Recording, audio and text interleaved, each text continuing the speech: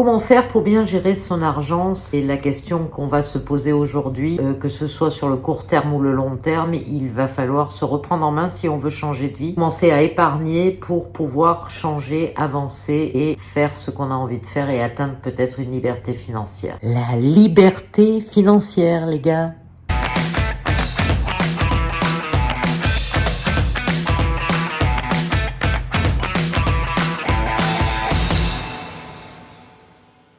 Peut-être que tu es salarié, étudiant, que tu reçois un salaire ou une certaine somme d'argent tous les mois et que quand tu regardes à la fin du mois ce qui te reste sur ton compte, tu te dis mais putain qu'est-ce que j'ai fait quoi? Où est passé l'argent? Donc on va essayer de remédier à ça étape par étape et je vais vous en parler dessus. Le truc c'est de se créer un petit coussin de sécurité tous les mois pour pouvoir avancer et que tu sois pas en mode survie le 10 du mois déjà comme beaucoup de gens le sont, comme on l'est tous puisque j'y suis passé aussi et que maintenant ça change, il va falloir que ça change les gars. Donc il va falloir essayer de se mettre de côté au moins 6 mois de vie et ça, beaucoup de gens se bouffent l'intégralité du salaire tous les mois et n'arrivent jamais à faire ça et vivent au moins le mois. Que là, on va voir comment on peut tous les mois épargner pour avoir 6 mois de côté, 1 an d'avance. Il faut le faire, c'est pas le choix si tu veux avancer. Donc aujourd'hui dans cette vidéo, je vais te donner des conseils, 5 étapes pour savoir comment faire pour épargner de l'argent, mettre de côté, arrêter de faire n'importe quoi et avancer avec un coussin de sécurité quelque part qui va te permettre de vivre plus sereinement et peut-être d'imaginer de changer de vie et d'aller vers une liberté financière comme je l'ai déjà dit. La liberté financière les gars.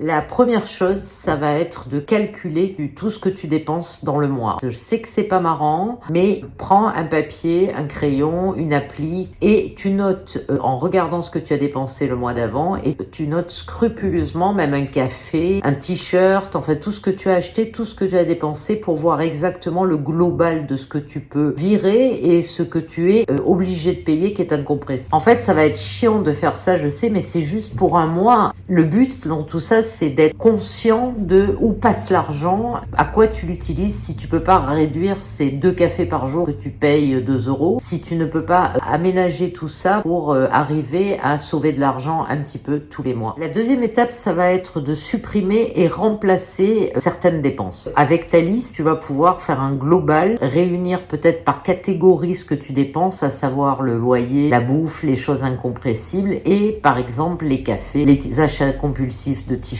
et de fringues, et ça on va le répertorier et on va voir comment on peut y couper. Alors il va falloir supprimer les choses qui t'apportent très peu de valeur en fait, qui ne t'apportent rien et garder les choses qui t'apportent de la valeur. Je vais te faire un petit tableau pour te montrer exactement ce qu'on dépense, où on peut couper, ça sera plus facile pour toi de comprendre là où tu dois couper pour arriver à sauver. Alors sur le tableau par exemple on voit 500 balles pour la bouffe, peut-être plus, ça dépend combien vous êtes dans la famille, mais ça évidemment ça va être difficile d'y couper, surtout si tu veux acheter des trucs de qualité, du bio, des trucs comme ça tu coupes pas là-dessus du tout. Après vient ensuite le loyer, je mets une moyenne entre 700 et 1000 balles, ou le remboursement d'un prêt, ça tu peux pas couper non plus. La chose sur laquelle tu peux couper, c'est peut-être l'essence. Essayer de voir comment tu peux te déplacer différemment. Si tu peux essayer de pas prendre la voiture, si tu bosses pas trop loin de ton taf, prendre plutôt les transports en commun, peut-être un vélo, marcher, ce qui peut être bon pour ta santé aussi. Ça, c'est des choses sur lesquelles tu vas vraiment pouvoir couper. Utiliser la voiture et l'essence avec parcimonie pour essayer de diminuer ce total d'essence que tu as tous les mois. Le café par exemple, tu prends 2 cafés par jour, ça fait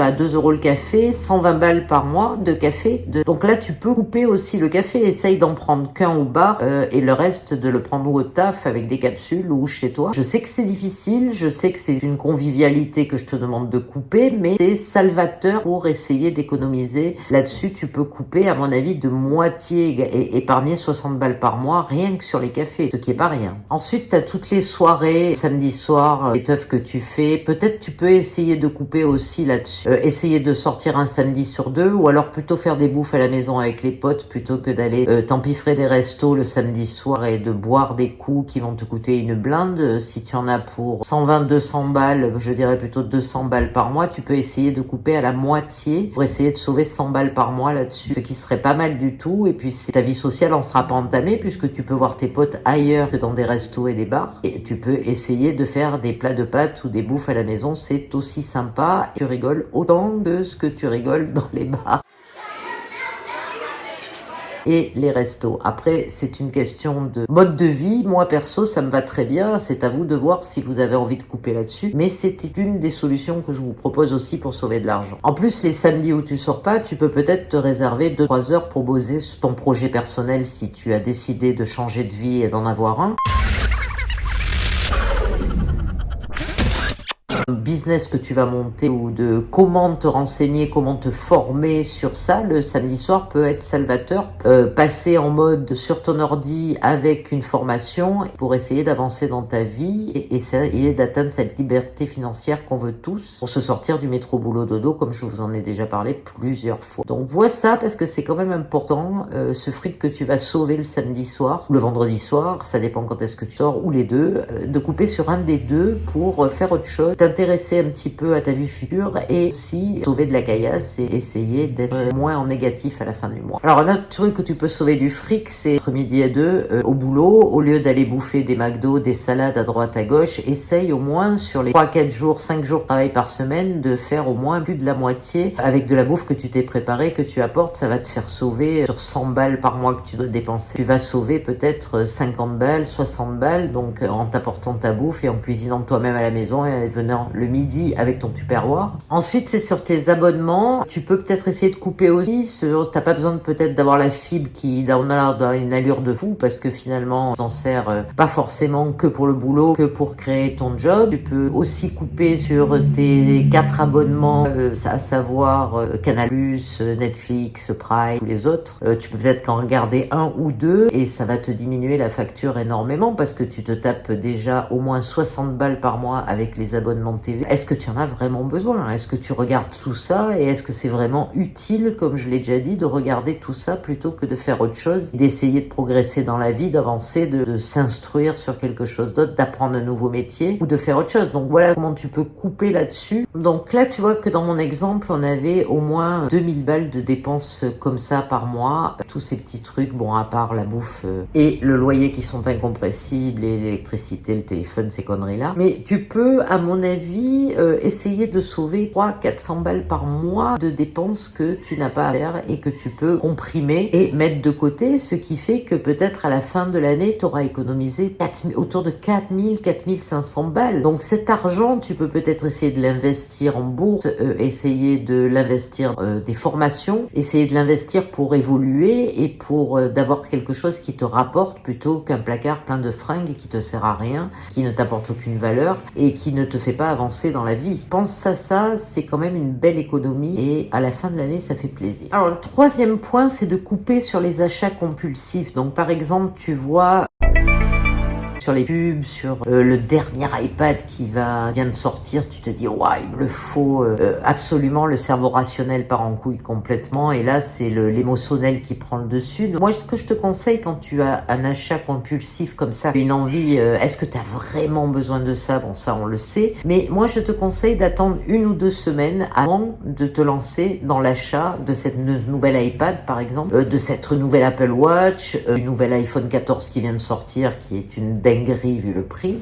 Attends 1 ou 2 semaines, regarde ce que tu as, regarde ce que tu peux faire sans. Des fois, et bien souvent, au bout d'1 ou 2 semaines, l'envie compulsive t'a passé et n'a plus envie d'acheter ça et tu as complètement oublié cette dinguerie que tu allais te préparer à faire. Donc, mets en place cet algorithme dans ta tête et pose-toi les questions suivantes. Premièrement, est-ce que c'est vraiment une nécessité? Est-ce que j'en ai vraiment besoin? Est-ce que c'est pour mon job? Est-ce que c'est... Non. Si c'est pas pour ça, pose-toi la question, remets-toi en question là-dessus, attends 2 semaines et vois ce qui se passe si tu en as vraiment encore envie. Donc par exemple, si on t'a volé ton téléphone, t'as perdu ton téléphone, que tu passes chez Apple et que tu vois le dernier iPhone 14, 1500 balles quand même pour le Pro et Pro Max, est-ce que tu as vraiment besoin d'un téléphone aussi cher? Est-ce que tu peux pas essayer de trouver un téléphone, un 13 ou un 12 qui va être un petit peu moins cher et qui aura des super fonctionnalités? Est-ce que c'est franchement une nécessité absolue de s'acheter la dernière caméra Sony qui vient de sortir alors que tu fais des super vidéos et photos avec ton iPhone par exemple, Samsung, je sais pas ce que tu as comme téléphone. Mets un peu en pause tout ça, même si tu en as vraiment envie. Attends 1 ou 2 semaines et vois si finalement tu t'es pas gouré et que tu es très bien avec ce que tu as et que ça peut encore un petit peu aller. Les émotions vont retomber au bout de 2 semaines. Tu vas te dire que tu as beaucoup moins besoin de ça finalement. Il y a certaines personnes qui prônent le fait d'avoir 10 fois le montant de ce que tu veux acheter sur ton compte de côté. Pour acheter, par exemple, tu veux t'acheter une caméra qui fait 1200 balles, essaye de voir si tu as 10 à 12 000 euros de côté, là tu peux peut-être te la payer. Et sinon, en retombant, en attendant, souvent l'émotion tombe et tu vas pas l'acheter. Et c'est pas plus mal parce que ça te fait sauver de la thune.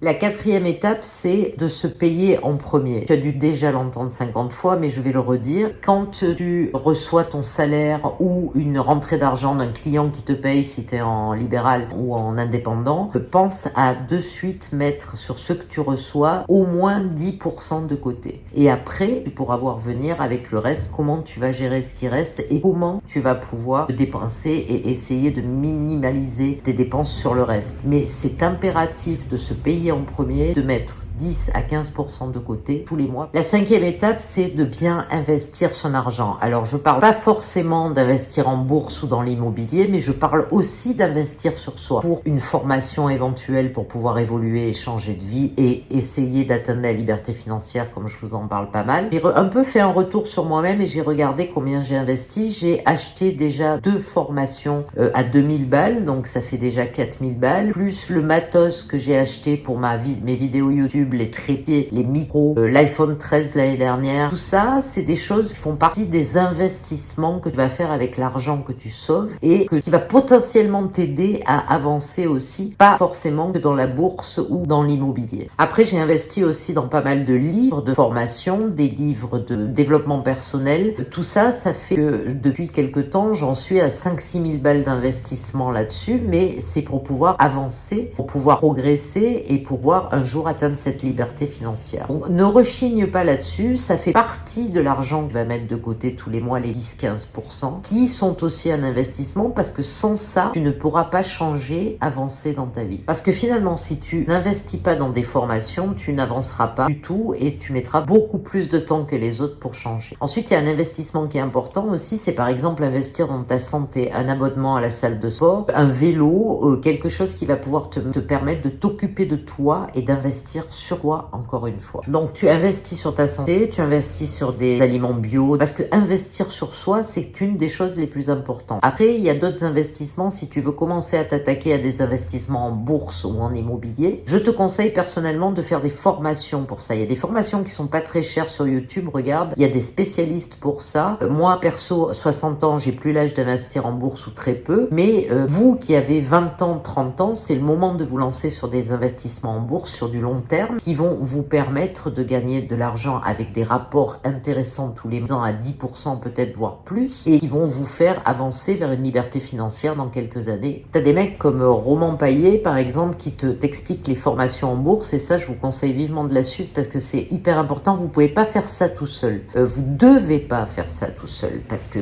on peut pas faire n'importe quoi avec ça. On peut pas perdre de l'argent bêtement alors que tu te casses le cul à l'économiser tous les mois. Voyez ça aussi parce que c'est intéressant. Donc je parle pas d'investir si vous n'avez rien de côté évidemment. On investit que ce qu'on peut toucher. Vois déjà ce que je viens de te conseiller pour essayer d'épargner, de commencer à épargner, d'avoir 6 mois, 1 an d'avance de côté pour te sécuriser, et après tu pourras penser à l'investissement et à la bourse ou autre chose, sauf si tu veux investir dans du matos pour ton développement personnel, pour ta santé. Là oui, tu peux foncer dès que tu commences un peu à avoir des thunes de côté. Voilà, j'espère que la vidéo t'a plu, qu'elle va t'aider à avancer. N'hésite pas à me balancer des likes comme d'habitude, à activer la cloche, à commenter surtout pour savoir ce que tu en penses et comment toi tu arrives à épargner et à sauver tes thunes un peu tous les mois.